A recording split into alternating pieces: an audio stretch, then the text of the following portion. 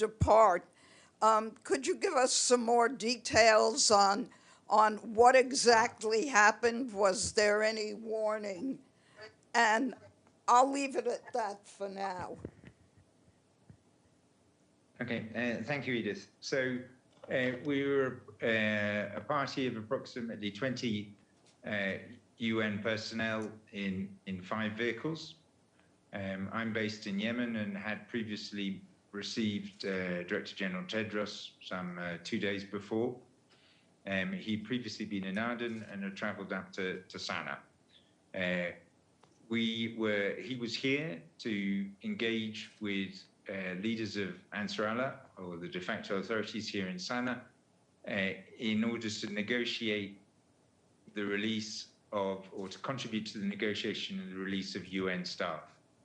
There were approximately 50 people detained from the United Nations, NGOs, and civil society last June by the authorities in Sana'a, and more persons from outside, and another 50 or so taken from government services. We have been engaged in a long-running negotiation in order to obtain the release of our colleagues, and Director General Tedros had visited Aden to meet with the government of Yemen there, and then had traveled up to Sana'a to discuss with the authorities how to obtain the release of our colleagues. I was with the Director General throughout those discussions. We were in a VIP room, which is next to the main terminal. As you can imagine, Sana'a International Airport is a relatively small building compared to most international airports, and the airstrikes were at approximately 16:43. So at about 4:45 p.m. Not only obviously did we have zero indication of any potential airstrikes, but we cannot remember the last time there were airstrikes in Sana'a during daylight hours. The Saudi coalition has paused their military operations some 2 years ago, but during the period they're operating, they would tend to bomb at night. The US and UK coalition, which has been retaliating or responding to Ansarallah air strikes and missiles in the Red Sea, have tended to bomb after 11 p.m. at night to early mornings. So an airstrike on a civilian location in the middle of the day, just before an Airbus 320 was about to land, and as a UN party was there, was completely unexpected.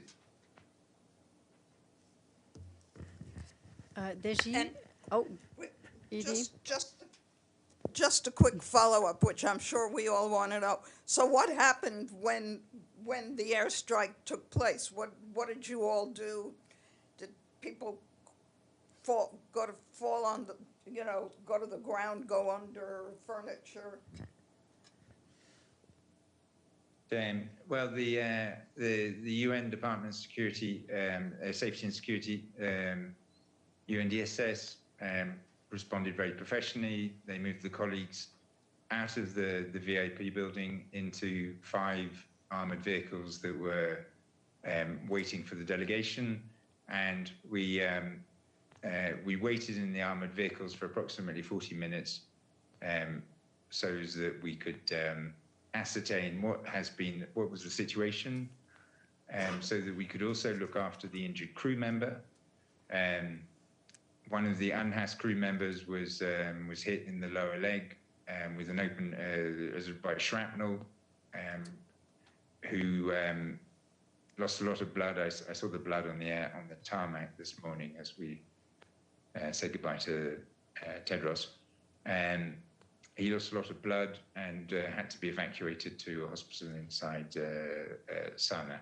So we stayed to make sure that the crew were okay and evacuate them to the center of Sana'a, and to make sure it was safe for us to move. And thank you for the questions, Edith. Could I do just one quick follow-up? Did the whole team stay in Sana at a hotel or at the UN compound overnight before you were able, the airport was reopened today and you were able to leave? So we moved the whole party, including the crew, do not normally stay in Sana. We moved them to a UN compound. And before we could fly, obviously, we needed to check the damage to the runway. There's obviously no air traffic control anymore, so that means only possibility to fly during daylight hours. So we needed to see the condition of the plane and the condition of the tarmac, and make sure the crew's all right, and also to see how the operation on the UNHAS crew member went. He went for 4 hours of surgery, and fortunately we've been able to move him out with Director General Tedros this afternoon. Deji? Hi, this is Xu Dezhi with China Central Television. A follow-up, you just said that Dr. Tedros was there engaging with Ansarullah to talk about the staff that being kept by Houthis. Do you have any more updates on that? And secondly, you also mentioned the dire humanitarian situation, given the fact that the harbor of Hodeida is key to the humanitarian foods, as well as the airport, which is for international staffers. So how would the airstrikes from Israel directly affected your operation there? Thank you. Okay. Thank you so much for the question. So on the detention, as I noted before, some 100 persons were detained in June of this year, and of which 13 of them are UN personnel, and then a further 4 UN personnel were detained in 2021 and 2023. In total, 17 persons have been detained. Approximately 6 weeks ago, one UN personnel was released, and 2 NGO persons were also released.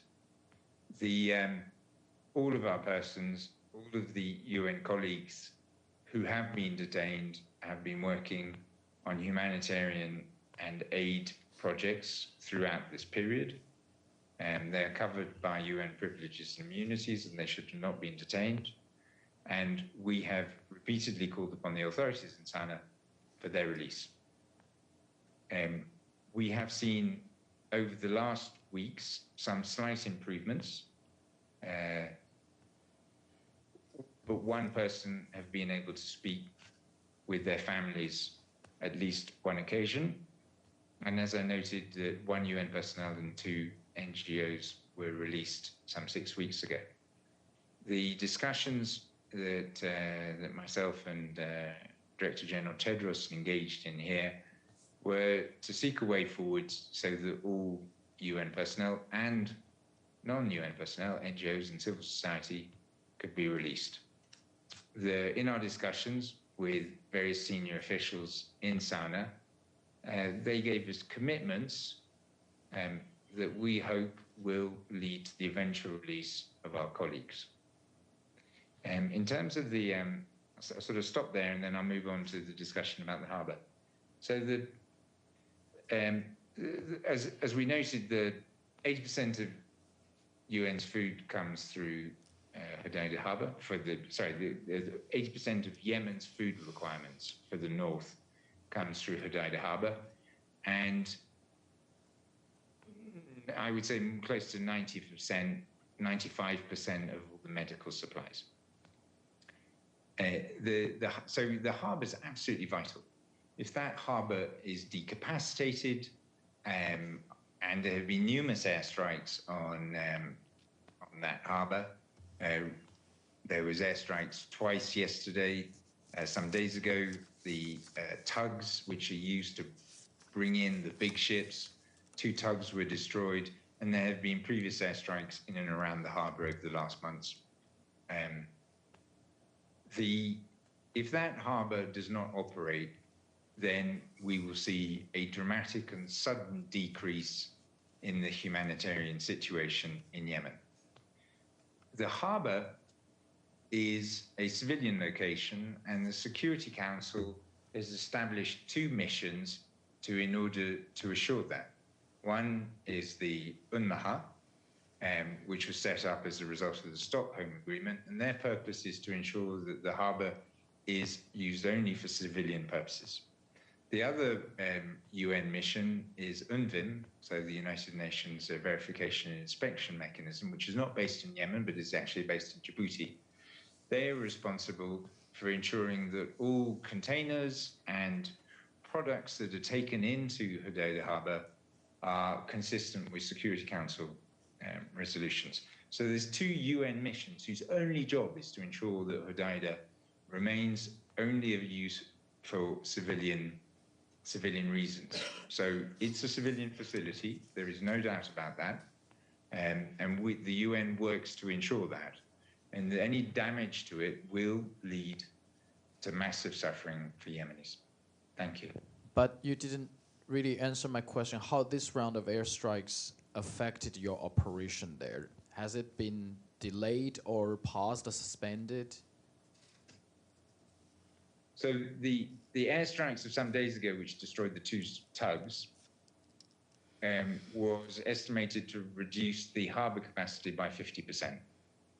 Now, we don't know how long that reduction in capacity will be, and we have yet to have done a thorough analysis of what the impact of yesterday's airstrikes were, because those airstrikes took place at 1850. So we're still collecting information and trying to understand that. Thank you. Gabriel and then Javier. Thank you, Julian. This is Gabriel Elizondo from Al Jazeera English. I also have a few follow-ups on the airport incident, and I'll ask them one at a time, hopefully to make it a little easier. I just want to clarify, you did say there were two strikes and one hit 300 meters south of where your team was and one hit 300 meters north of where your team was at the airport. Can you just confirm that is what you said? Yeah, that's my understanding. At the time, we weren't measuring the precise distance. No problem. No, I understand. No, just want to make sure that was correct, at least. And how many in that room that you folks were at the airport, how many UN personnel were in that room, roughly? Yeah, it was it was approximately 15 UN personnel in the room and 5 UN personnel outside of the building. Okay, and how? So did 15 inside, 5 outside, approximately. Sure, fine, approximately. And how Dr. Tedros and his team were able to get to Amman? How did he get out of the country? Well, obviously we moved out of the VIP lounge, waited 40 minutes, and then after that moved back rather to the UN compound, where we overnighted, and then over the evening we worked out how we could move the plane out. The UNHAS plane had already landed, had refueled, and the plane was the crew after they had casualty evacuated their colleague, secured the plane so that it would be possible to use this morning or today, the next day. And this morning the crew came in, went in to verify the condition of the plane, found that it was that it had not been damaged, and therefore we were able to use that plane to move Director General Tedros and his delegation. But the air traffic control tower is still completely non-operational, correct?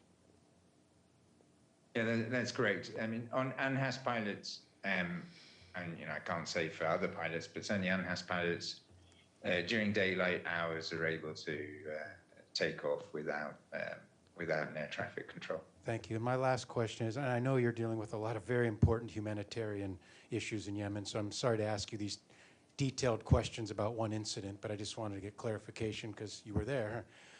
So thank you. Just my last follow-up is, clearly this was a close call that was unexpected. There were no warnings. My question is, when someone as high level as Dr. Tedros is in Yemen, do you normally, or would your office or someone normally inform Israel that he was there because Israel is part of this, a party to this conflict, or is that not normal protocol? It is not. We have a protocol for all humanitarian workers to inform various parties to the conflict. I won't go into the details of precisely which parties to the conflict we inform. But I think the bigger issue is parties to the conflict have an obligation to ensure that they are not striking a civilian target, or not striking civilians. The obligation is on them, not on us. We don't need to prove we're civilians. They need to prove that they are hitting a military target. Sana'a Airport has not been a military target since 2016. I was in Yemen at the beginning of the conflict, and I remember the day when all of the military capacities were destroyed at Sana'a Airport, and that was 9 years ago, right? And Sana'a Airport has been subsequently been repeatedly bombed over the for many years. So it's a civilian location. It is used by the United Nations. It's used by the International Committee for the Red Cross. It is used for civilian flights. That is its purpose.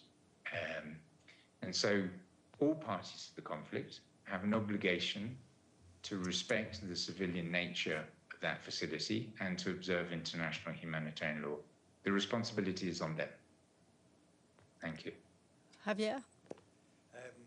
Yes, my name is Javier Otazo from the FA Spanish News Service. A follow-up on the 100 people still detained. We understand there are no formal charges, right? But what are they accused of? And are all of them accused of the same thing, or there are different cases? Thank you. Thank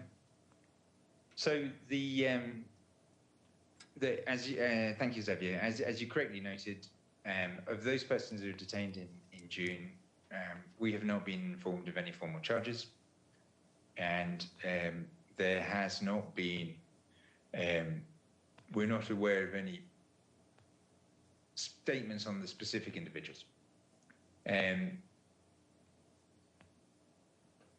The detainees from 2021 and 2023. The authorities here broadcast various accusations against them, and so-called confessions, where they were accused of espionage, a charge which the United Nations does not recognize.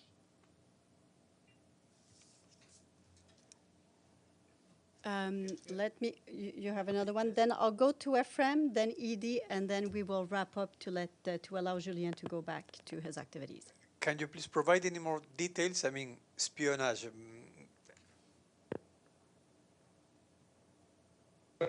Xavier, the thing is that we don't recognize it, so we don't really go into we're not going to be repeating charges that we do not adhere to. If you wish to dig into that, those allegations are on the internet, and I'm sure you would be able to find them relatively easily. But as I said at the beginning, all of our staff in the United Nations, we're here for Yemenis. We've been here for decades, and we've been here since the 60s.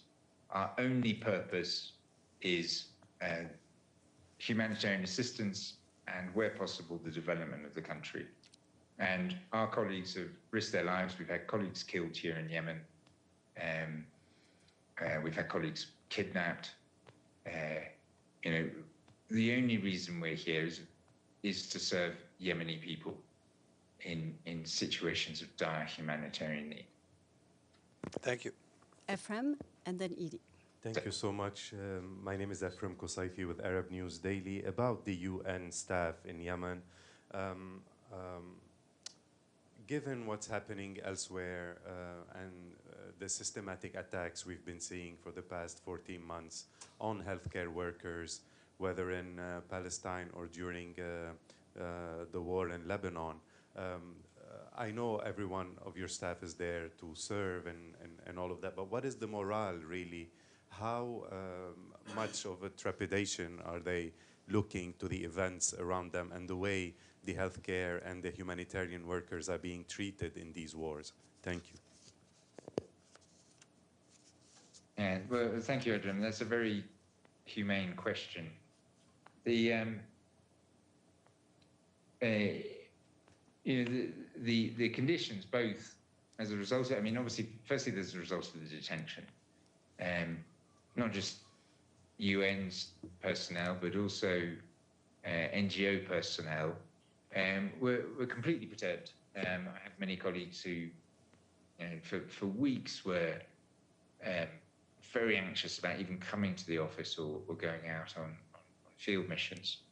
And similarly for NGO staff, and even for myself, I sort of, I was thinking about, goodness, what if they, sort of start trawling? Somebody picks up my phone and starts trawling through all my WhatsApp messages with my wife or something.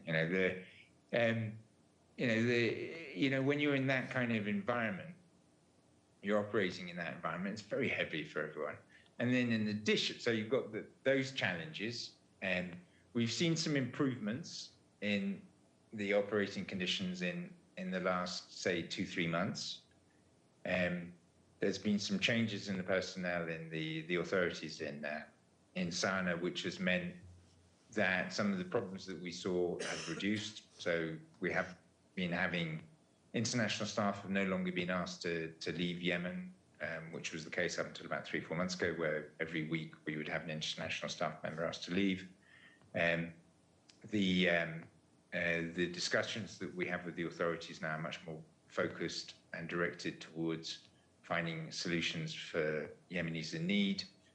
The agreements, which were so difficult to achieve in the past, have, for both the UN and for NGOs, we've been able to rapidly conclude those. So we've seen some improvements in the operating conditions, and that has reduced to a certain extent, the concerns amongst Yemeni staff. But obviously, when they still see that 16 of their colleagues are detained, and NGO staff and national NGO staff are detained, there's obviously a great deal of anxiety.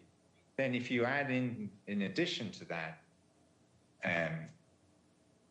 airstrikes and the fear of more airstrikes, the concerns of the fear of, what's going to happen next? Are we going to see attacks against bridges, roads, electricity systems, and other civilian infrastructure? What does that mean for them? As we have 3,000 staff across the country, and we're moving around constantly.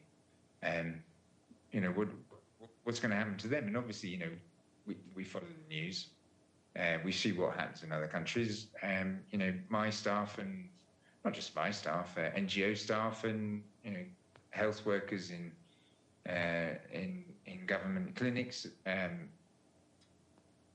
They look at that, and there's a lot of fear. So it's very difficult to keep people focused and working for vulnerable Yemenis. But fortunately, that is the case. Everybody's getting on with what's required, but it is a very challenging environment. I will take a final question from Edie. Thank you very much, Julian. A couple of follow-ups. Who was the highest-ranking Ansar Allah official that you met with? And I wonder if you could elaborate. You said that they gave you commitments that you hope are going to lead to the release of these people who have been detained. Could you elaborate at all on the kinds of commitments that you got? And on the attacks yesterday, the Israeli government said that they attacked the airport because the Houthis used the airport, and so did the Iranians to ship in things. What's your message to Israel in response to the airport, which you've stressed to us is a civilian airport?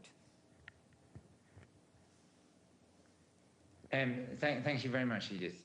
So the in terms, so we Director General Tedros and myself met and I'll be using titles which they use to refer to themselves. The Prime Minister of the Government of Change for Reconstruction.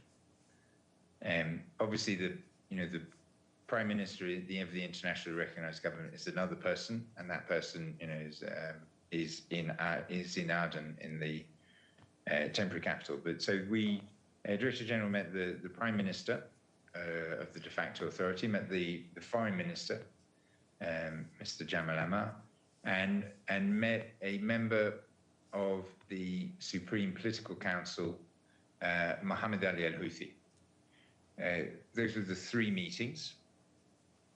Director General also met with families of the detained, which was obviously, as you can imagine, a very emotional meeting, and was certainly for me as a UN staff member was probably the most important of the meetings. The commitments that we were given related to the possibility of release and a pathway to that, and the conditions on which they are detained. I won't be able to go into further details on that.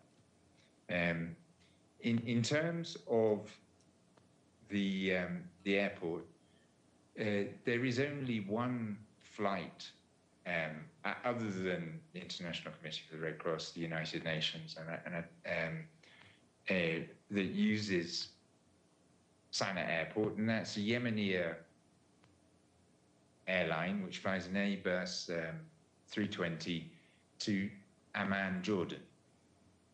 That is the only location that they fly to, and that is a result of an international negotiation. Now, I've flown through Jordan many times. I've flown through Amman Airport many times, and the level of scrutiny and security in Amman Airport is, I would suggest, one of the best in the world. Certainly every time I try and take anything more interesting than my clothes, there's a deep level of scrutiny there.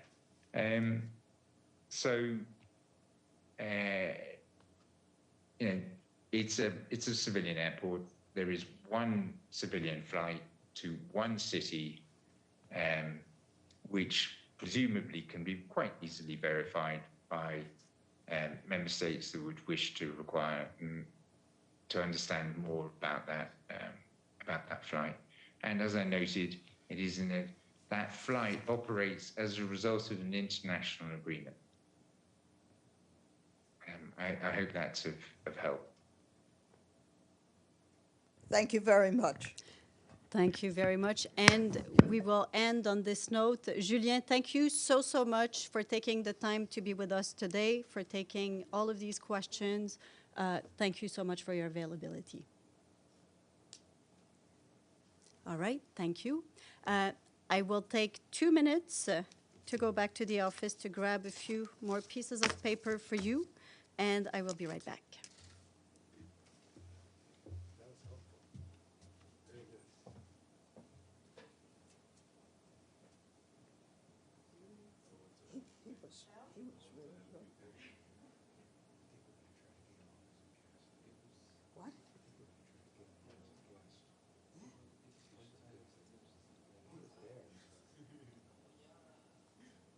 almost worth doing, I mean, thinking about, I mean, you've got good sound, but the idea that these airstrikes took place just as airless.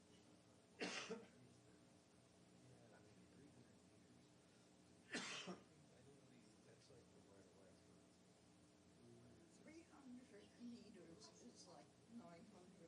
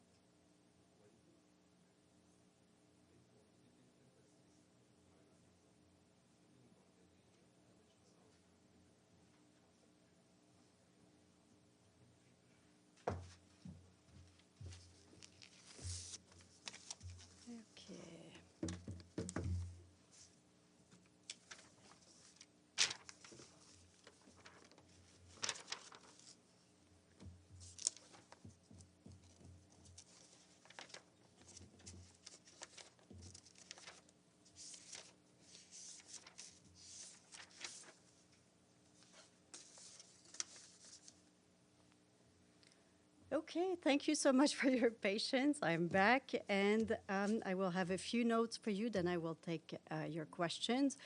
Let me start with Syria. The Office for the Coordination of Humanitarian Affairs reports that cross-border aid deliveries continue from Turkey into northwest Syria. Today, 9 UN trucks with aid crossed into Idlib using the Bab al-Hawa border crossing. The convoy was carrying 200 metric tons of food assistance from the World Food Programme, enough for some 80,000 people, as well as school supplies from UNICEF. Meanwhile, the humanitarian community in Syria continues to provide vital support to people in eastern Aleppo. UNICEF reports that after months of test and repair work, water is flowing again from the Ain al-Baida station, which had been out of service since 2017. Some 300,000 people in Al-Bab in northeastern Aleppo, including displaced families and host communities, depend on this water station. Water is reaching part of Al-Bab's population, but urgent support is needed to restore the station to full capacity. OCHA says that as of today, some 664,000 people remain newly displaced across the country, mostly in Idlib and Aleppo, and that is since November 27th. This marks a decrease of about 64,000 people compared to a week ago. More than 3/4 of those who remain displaced are women and children. The UN and our partners continue to track population movements on a daily basis through a working group co-chaired by OCHA. Our colleagues say that returnee movements remain fluid, with nearly 486,000 people having returned to their areas of origin, mostly to Hama and Aleppo governorates over the past months. Now, turning to Gaza, the UN Office for the Coordination of Humanitarian Affairs is alarmed by ongoing attacks across the Gaza Strip that have left scores of Palestinians dead. Our colleagues are telling us that an airstrike near Kamal Adwan Hospital in North Gaza Governorate last night reportedly killed dozens of people, including health workers. Today, we're also told by our colleagues that staff, patients, and their companions were forced out of the facility. Significant damage to the hospital has also been reported. Our UN teams continue to face systematic denials of humanitarian access to North Gaza. Just today, another attempt by the UN to reach parts of North Gaza Governorate were denied by the Israeli authorities. Since early October, most UN-coordinated attempts to access these areas have been denied. The few exceptions have faced significant impediments, which often prevent teams from accomplishing the work they set out to do. Our humanitarian colleagues also noted that last night, another attack was reported in the Sheikh Radwan area of Gaza City. OCHA visited the area and noted that overstretched health facilities were receiving mass casualties from the strike. OCHA's team in Gaza City also assessed the needs of people displaced from North Gaza Governorate, which has been under siege, as we've mentioned here, for several weeks. The team in Gaza City said that few water wells are operating in areas where displaced people have gathered, and the sewage network has been damaged. There is no solid waste management. Hospitals are overcrowded, and people are living in unsanitary conditions that are raising the risk of disease outbreaks.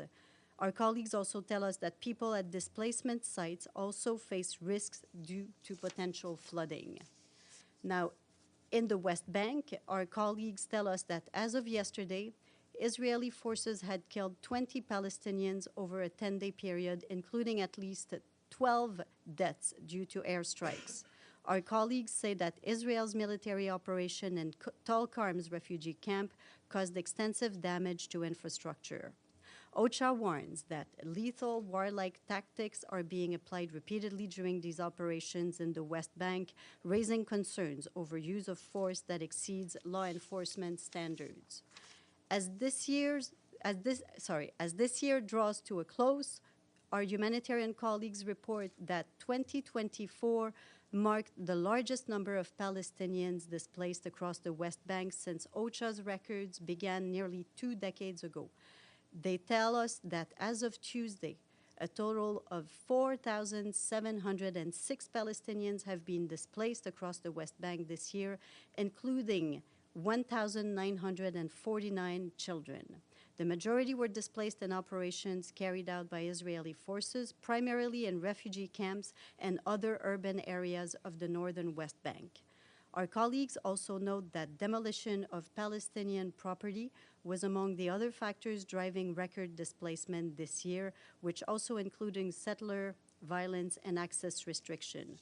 Over the past year, Israeli authorities have demolished or forced the demolition of over 1,200 structures, citing lack of permits. And now turning to Sudan. In the capital, Khartoum, the World Food Programme is scheduled to start distributing food on Sunday, 29 December, and this food is destined to approximately 78,000 people. The food assistance is currently being offloaded after a WFP-led convoy of 28 trucks arrived in Khartoum on the 25th of December. This, our colleagues say, is the largest convoy to reach the capital since the start of the conflict in April 2023. The convoy includes WFP food assistance, UNICEF supplies, and aid for other partners. This convoy is also the first time since the start of the conflict that WFP food assistance has been delivered to Mayo and Aline Gaz in southern Khartoum.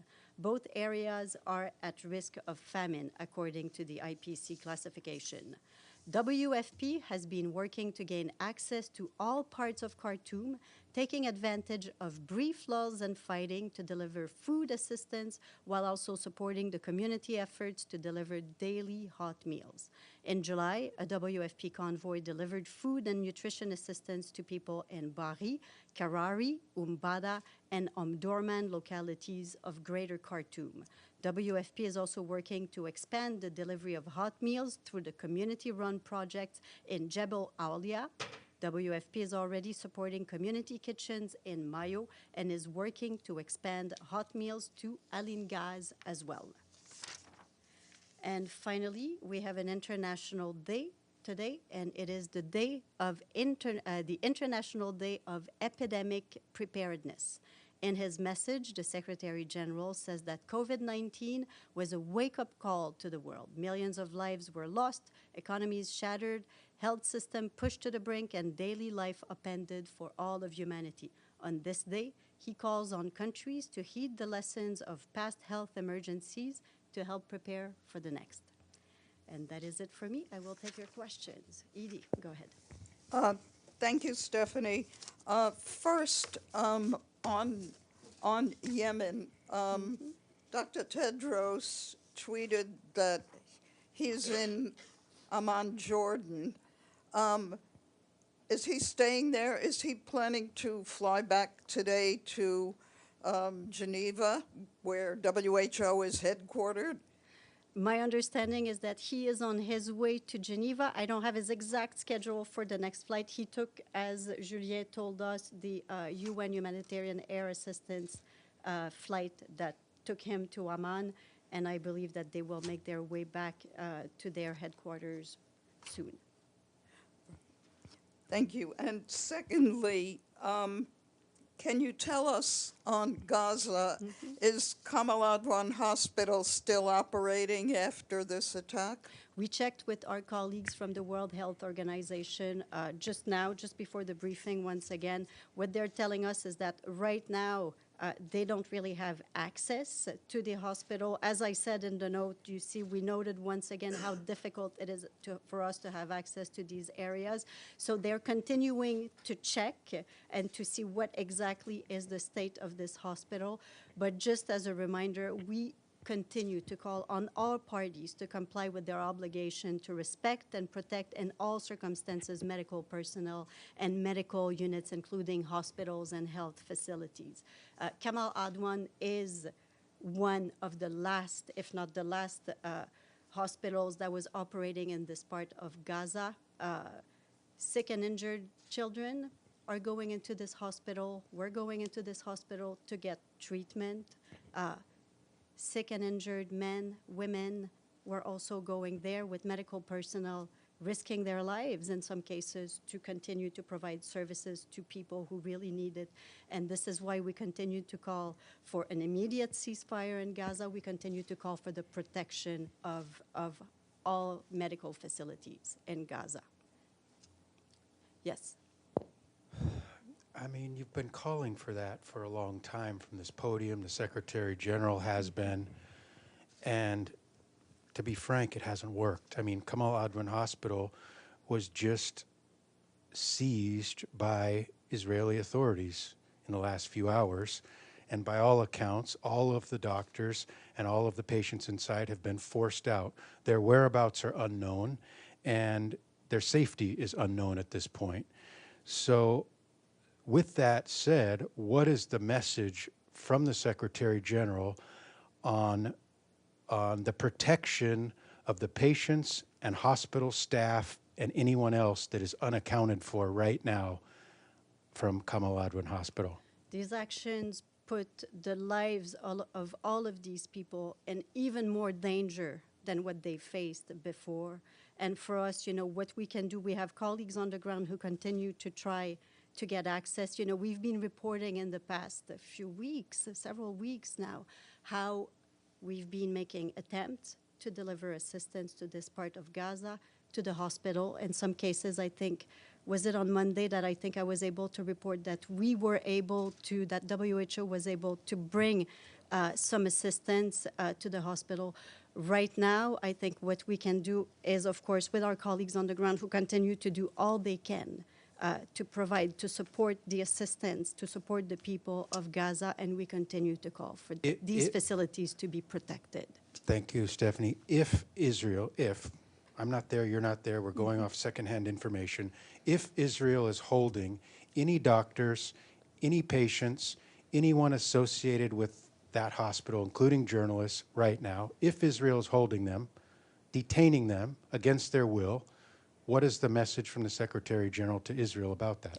I can just reiterate the message that we've been delivering from here several times, that we call on all parties to comply with their obligation to respect, to protect in all circumstances medical personnel, including hospitals, medical facilities, in accordance with international humanitarian law. Yes. Thank you. I have a question about Syria, especially Syrian minorities. I don't know if you saw any footages, clips recently. The minorities have been under attack, especially Christians, Alawite Shias, other minorities. First of all, do you have any comment on that? And second, what UN is doing to protect these people recently? And also, what can you say to make these people feel safer? Because what we see, what we hear, they don't feel safe there. Yeah. As you know, on this, just now, earlier today, there were consultations at the Security Council, and we had our colleague Geir Pedersen who briefed and closed consultations. I have a few points from what the message that he delivered to the Security Council.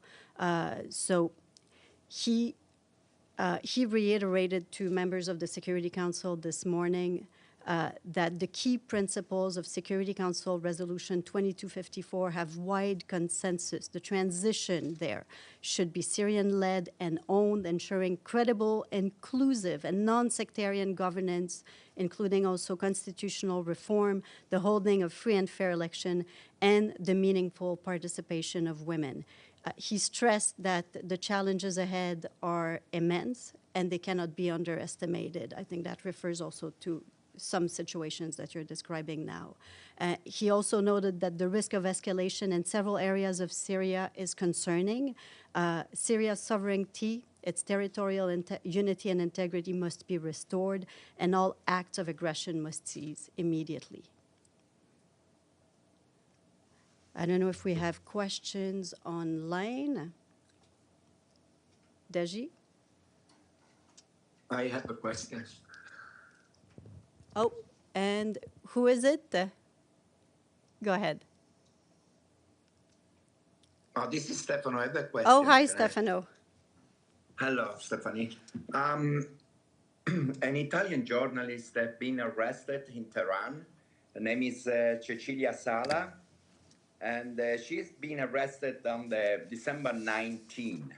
And the Italian government is just releasing the news now.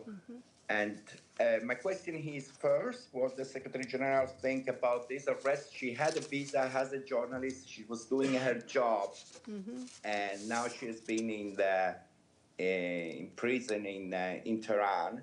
And also, did the Italian government contact already the UN to try to have maybe also help by the UN in this situation? I don't have the specific information about that case, but I can find out if there's been contacts. I can just reiterate our standard position regarding journalists, that they should be able to do their work free, and they must be protected. But I'll check to see if there are any additional details on your question, Stefano. I think Mike also has a question, then I'll come to you, Deji. Hi, Stephanie. I hope you're doing well today. I stepped away for just a brief moment. Was there any mention about the ballistic missile fired overnight by the Houthis toward Israeli airspace? We're very concerned that the Houthis continue to launch attacks targeting Israel, including missile fired earlier today that was intercepted. The Houthis, they've also claimed that they had targeted a vessel in the Arabian Sea. So I can tell you that we reiterate that the UN Security Council Resolution 2722 must be fully respected in its entirety. In particular, we call on the Houthis to cease their attacks against international shipping in the Red Sea and the Gulf of Aden, and we remain deeply concerned about the risk of further escalation in the region and continue to urge all to exercise the utmost restraint. In that vein, I know the guest earlier didn't have probably access to all the conversations that were held with Houthi authorities there in Yemen over the last few days. While the UN is trying to extract its own employees there, were there any conversations with the Houthis specifically about their targeting Israel and the potential, as we saw, unfortunately, the potential consequences of that? Was that part of any of the dialogue?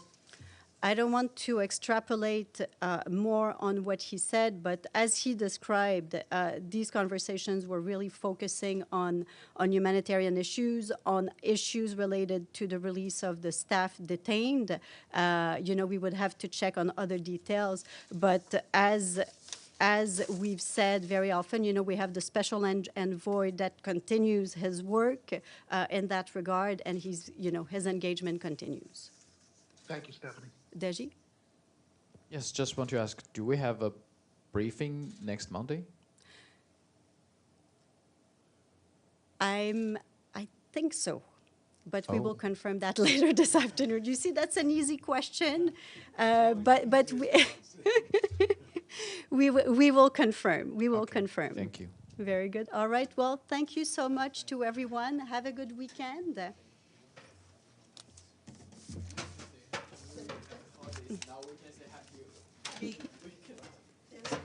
There's a Security Council.